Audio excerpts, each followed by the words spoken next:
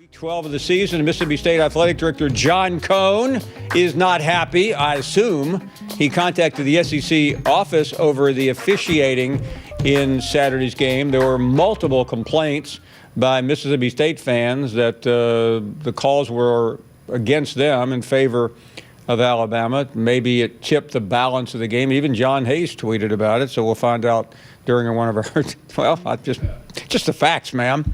We'll find out more of what John has to say about that in a couple of minutes. Tough loss versus an excellent football team. Certainly credit goes to Coach Saban, his staff, and their players. There's a reason why they're ranked number one this year and have consistently performed at an extremely high level for an extended period of time.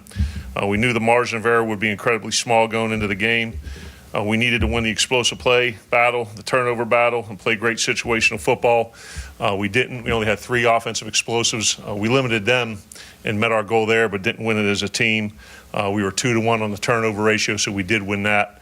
Did not do a good job on third down offensively. We were pretty good defensively. Certainly 1 of 12 is not going to help you extend drives and put points on the board and put the ball in the end zone.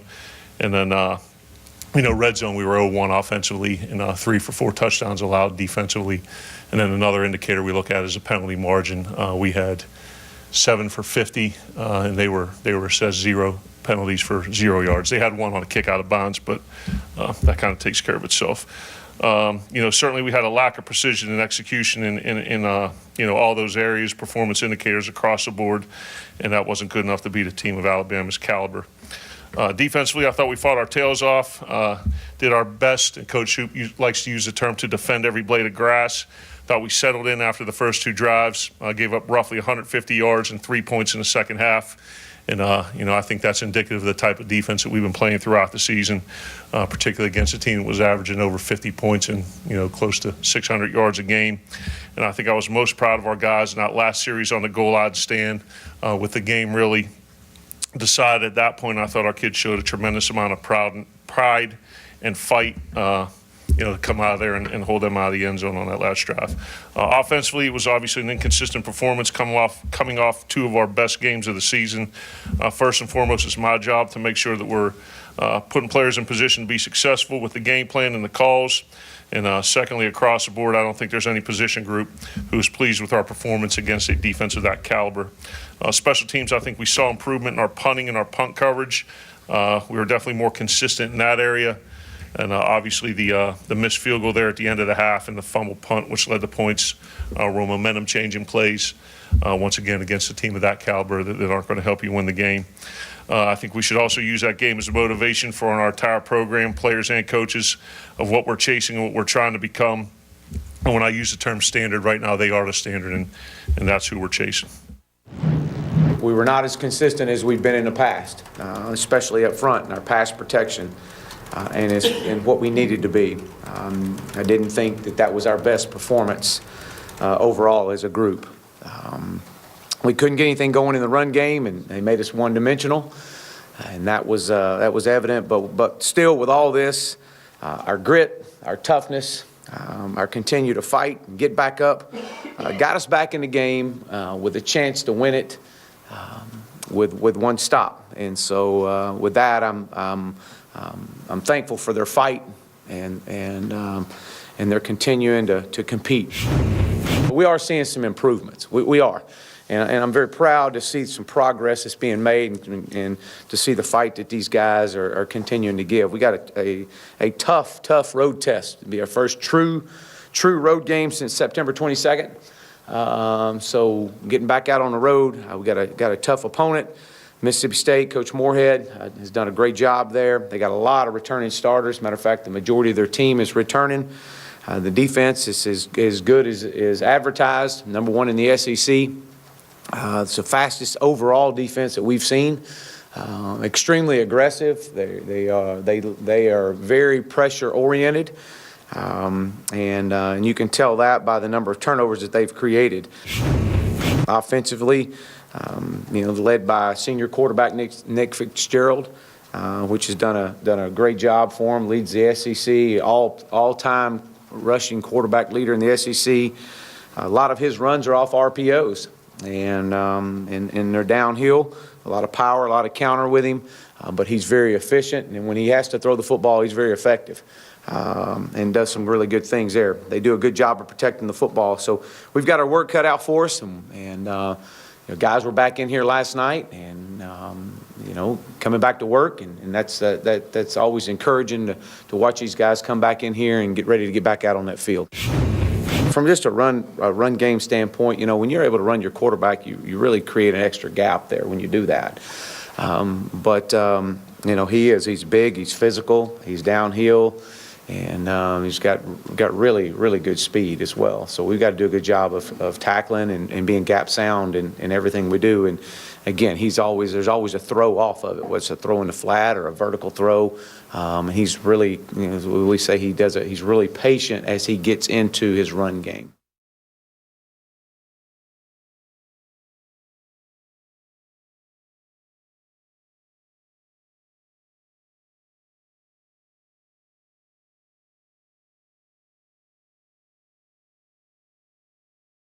Bless their heart, Arkansas players. They just couldn't get out of their own way. Oh, man. They just couldn't get out of their own way. Siri, show me Arkansas football. It just pulls up that play, right? Yeah. Is that Arkansas football in a nutshell pretty much this year? I mean, That's called Shaqtin' the Fool. Let's talk about what you learned from being around the Arkansas program. They're still 0 for the SEC. Fans seem excited. Should they be? About Arkansas? I think so. When you sit down with Chad Morris, he's done this before. He was a part of an SMU program that he resurrected. At one point, when he took over at SMU, they were the second to last worst offense in the entire country. The next year, I believe they were right around 55. By the time he was done there, they were a top 20 offense, I believe a top 15 offense in the entire country. So he's a guy that can do it. But you got to understand that when you have that kind of offense, the contradiction or the stark contrast that it was from what Brett Bielema did and what he recruited for. Right. As a fan, you got to take a step back and go, okay, for X number of years, we recruited to be a physical downhill running football team. Now Chad Morris comes in. It's going to take some time to turn that over. But every time I'm around Chad Morris, I have a very positive feeling about what he is doing.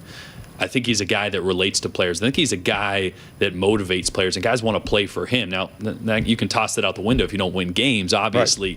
Right. But the recruiting will be important. I think they're going to continue to dive into Texas, a place that he knows very, very well, has a ton of good connections. So I think they'll be able to start recruiting better than I think we've seen in the past. But there's a long way to go there. There's not a ton of talent there, and the talent that is there, some of it will be moving on. They got a lot of pieces to fill. And that's always the dilemma when you make mistakes. And it reminds me a little bit of Tennessee. Auburn, Tennessee, and Arkansas all hired at the same time. Yeah. Tennessee has made a change. Arkansas has made a change. Auburn has come close a couple of times. A few times. And Gus Malzahn said today, I will be the coach next year. Let's go back west. Mississippi State sitting right now at 6-4. They look to be in position to finish the season strong. They've got Arkansas, then they've got Ole Miss in the Egg Bowl. You can see they are favored in both matchups. But as Joe Moorhead explains, scoring more points than they have been certainly wouldn't be a bad thing. Certainly, with the type of defense that we're playing, and it would obviously behoove us to perform better and put more points on the board in those games, and that's part of it probably being a first year new offensive system and things like that too probably contribute to that. Their defense is almost as good as it gets. Only in Alabama could make it look mediocre, right? But it's awfully good. But offensively, we expected different, right? When he came from Penn State after watching Penn State operate? You expected them to put up more points, and he said it.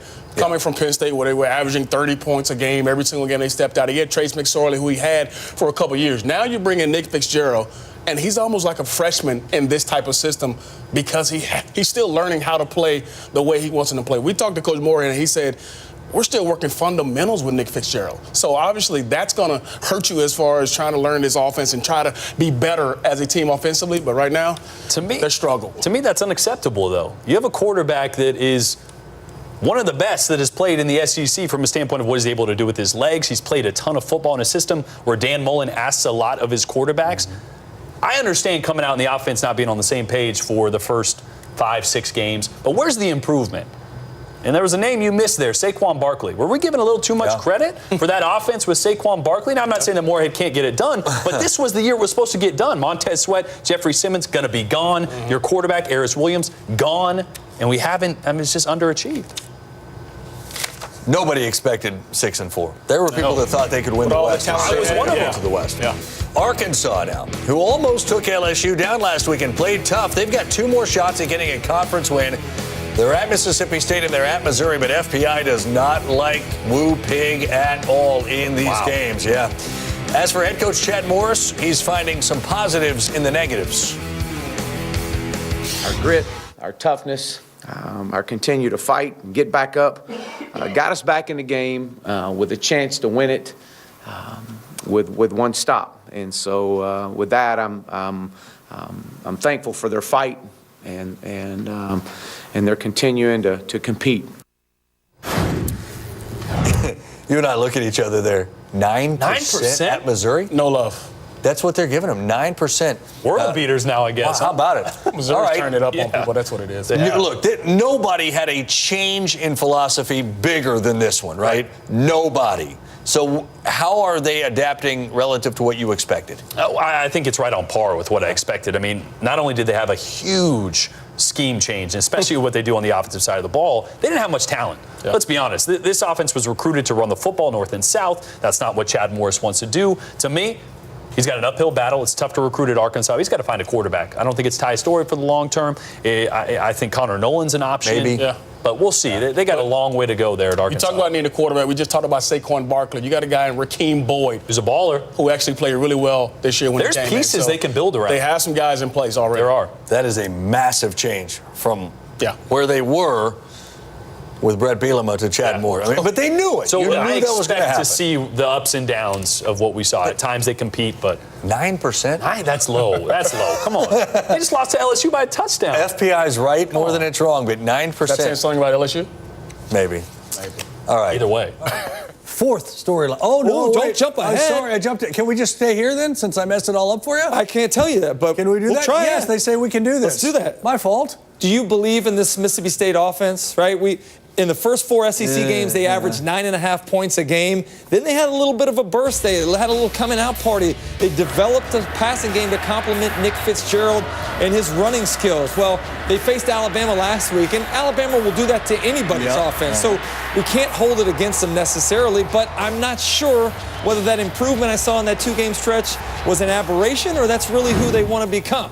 This is the week that we may have a little bit better idea of that against an Arkansas defense that I guarantee you will show up and fight. Arkansas and Mississippi State. Chad Moore still looking for that first conference win. Yeah, Mississippi State 26, Arkansas 9. Unfortunately, Chad Morris will not get that conference win this week. That Mississippi State defense is unbelievable. It's almost a shame that they don't have a complementing offense because this team really should be better than what their record reflects. But they're going up against an Arkansas team that's very limited in weapons offensively, as we've talked about before. And I think Mississippi State's able to give a little bit of a complementing passing game to that run game to give them some balance and give the victory to the Mississippi State Bulldogs. Good as that defense is, it just speaks wonders for Alabama because at times it made it look average. Yeah. Noon Eastern time on ESPN. This is a rare non-cupcake in conference play, although Arkansas, has been the toughest out in the SEC for sure. Mississippi State coming off of that loss to Alabama, and they'll try to take care of Arkansas. They won 5 of the last 6 games. Arkansas at Mississippi State, and it's senior day at Mississippi State,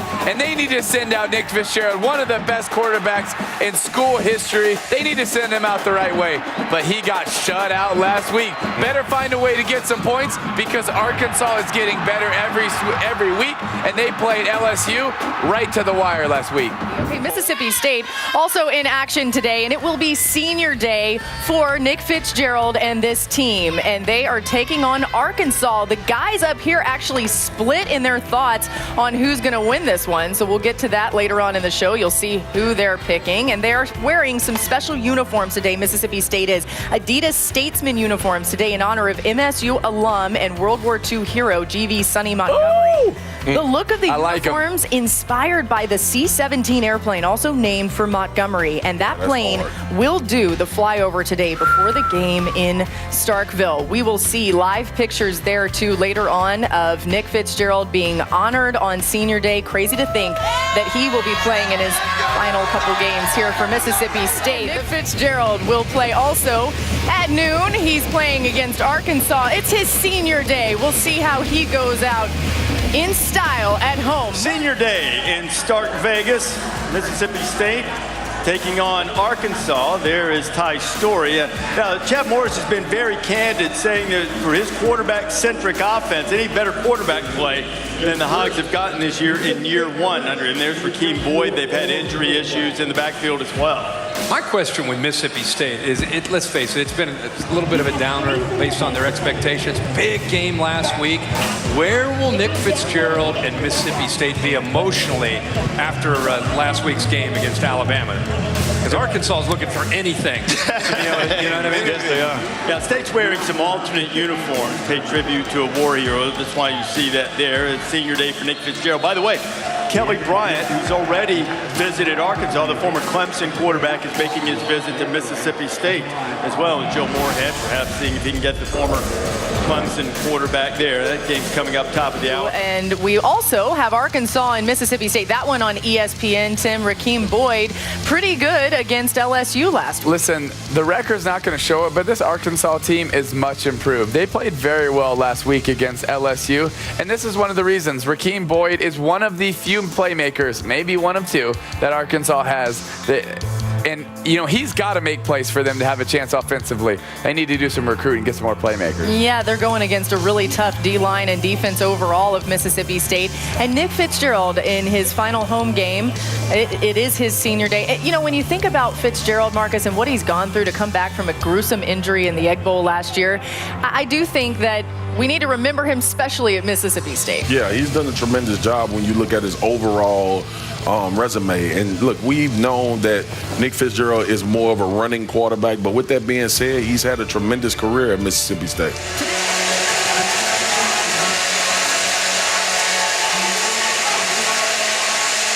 Partner, I know you haven't been here before, but it gets kind of loud. An ear-splitting start to your college football Saturday as Dedrick Thomas is on the return. Lost his footing and gets chopped down shy of the 20-yard line.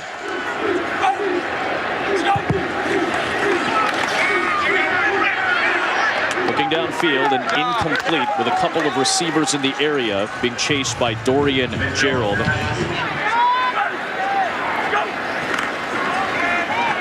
Fitzgerald keeps it, and Gerald brings him down. 60,000 fans rattling. That Florida's up. Ty Storey goes to work for Arkansas and delivers on target for his suddenly favorite target, Cheyenne O'Grady. In the year he started against North Texas. Doesn't he look like a freshman? Interesting formation. They go Wildcat with Boyd in the shift, and he picks up the first down. Fast. Here's Boyd with a nice cut. And that hamstring looks healthy early as he has the first down inside the 35. 20 years to have 10 rushing TDs and 10 passing TDs in 3 straight years. He gets stuffed by Gerald. Some pressure from the Razorbacks. And time for Fitzgerald. They had a matchup, but too hot for Osiris Mitchell. Around the country, it's been a little difficult for a lot of first-year coaches. And these two certainly didn't meet the expectations. Fitzgerald again. He'll work his way for about a yard.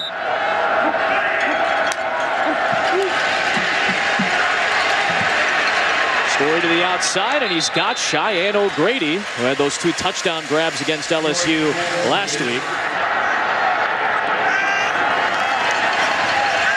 Little jet sweep here.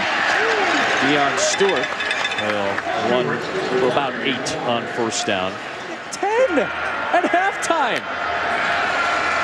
Ty Storey with the toss to Rakeem Boyd, and a hurdle for Boyd to get the first down. How about the extension from this young man? Went over the top of Jamal Peters. This is great athleticism. Just watch him get over Peters here. Peters thought he had a...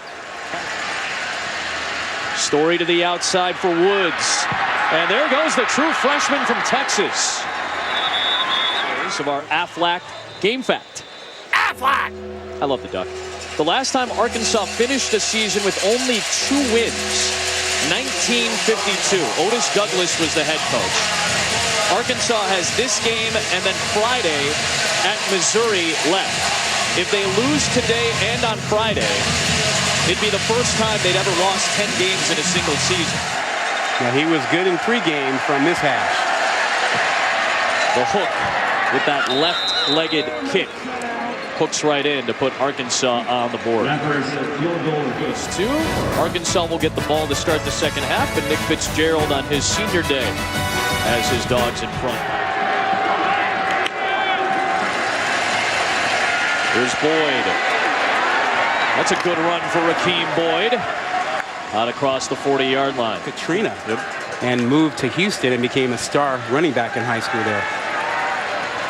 Deep shot. Story looking. Got his man. Jordan Jones out there.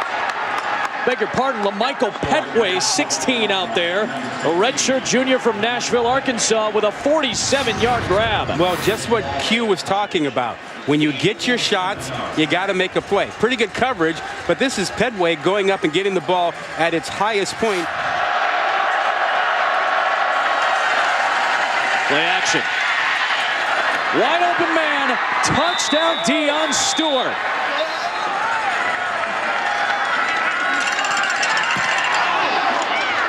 There's that hook with the left leg. A couple of field goals for Arkansas today against this state defense.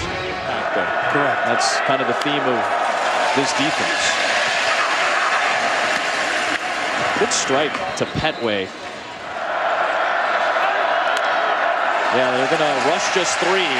So trying to throw into coverage. They'll find Petway at the sticks. It's back-to-back good plays by Story to Petway, and they move the chains again. What a job keeping your eyes downfield. 2:15. He did look a little shorter than that on field.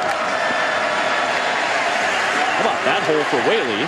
He takes it to the 41. And a first down for Arkansas again. Davis Wade Stadium, the 4th oldest in all of college football. The game had a snap early in the contest. Tosses to Rakeem Boyd. There goes Rakeem Boyd into Mississippi State territory with a good run. Settle in pretty much the next series. I think that's right. I think that's right. Warren will bring it out. Good speed by Warren. Devion Warren with an excellent return all the way inside the 30.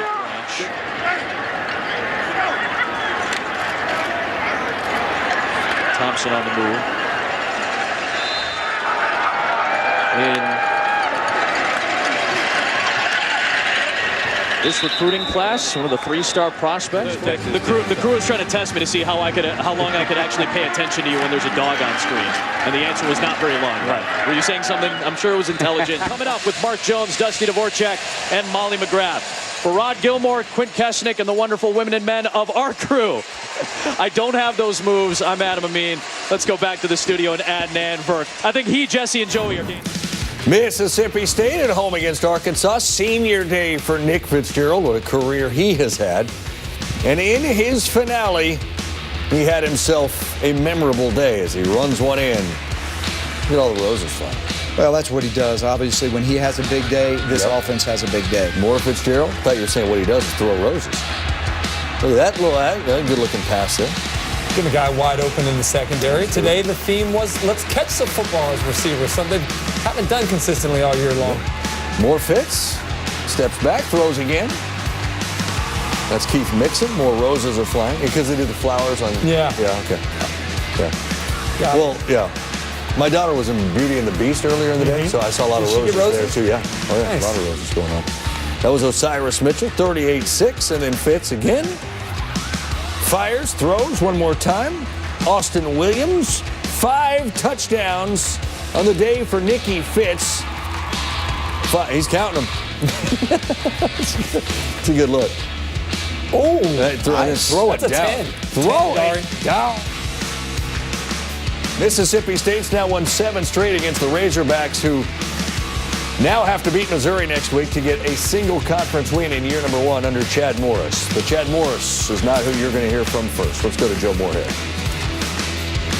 Excited about the win, and most importantly, for the senior class, their final game at Davis Wade Stadium. I know there were a lot of emotions, and for them to cap it off with a performance like this against an SEC team, couldn't be more happy for those guys for everything that they've done for me personally this year in the transition, and certainly over their 4 to 5 years here at Mississippi State. So hats go off to them. Just the feeling, kind of everything that you're doing right now is the last time you're going to do it. So, last time you're going to run out of the tunnel. Last time you're going to hear "Don't Stop Believing" before fourth quarter. So, just kind of handling all that, while going out there trying to play a game. It hasn't all hit me really yet, but I'm sure it will. It's completely unacceptable. Unacceptable in all areas. Unacceptable coaching. Unacceptable playing, unacceptable effort. It's not what we're about. It's not what this program is going to be built on. It's absolutely not accepted. We're going to find out. We're in a big gut check time right now. All right, and I know you said earlier, you thought Arkansas took a step back. Let's get to Mississippi State first, and specifically Nick Fitzgerald. This was a guy that, 4 weeks ago, we counted out, right? But he has bounced back. Yeah. Why? What has he done better? Well, I mean, after, I think it was a couple games ago, they got things going offensively because Joe Moorhead said, we're going to call the game more aggressively. I think that was Texas A&M. They started throwing the football down the field a little bit more, showing more trust in the receivers, and they answered the bell. Early in the season, they were completely inconsistent. They couldn't get open. They didn't catch the ball when they were open, and the offensive line wasn't blocking well. But everything was falling on Nick Fitzgerald's shoulders. When they finally started opening up a little bit, everybody answered. They rose their level of play, and they've been a much better offense since that point. I got to give him a lot of credit. This dude took a lot of heat for those weeks, right? They're talking about how many times did you read articles, or even we talk about it, where, look, do we need to go to Keaton Thompson? Absolutely. Right? Yeah. That happened. Yeah. This guy blocked all that stuff out, and he went and he played ball. To your point, the receivers have exponentially been better in the last 3 weeks. You see guys like Keith Mixon, Stephen Guidry, Osiris Mitchell. They've made tough catches because every ball isn't going to be perfect, and they weren't catching those. Now they are, so everything started to click, and it sticked again today. 3 straight seasons of at least 10 pass touchdowns and 10 rushing touchdowns. Only the 3rd player in this league's history to do that. Dak Prescott, Tim Tebow, the other 2. Who coached all of them? Would have been Dan Mullen.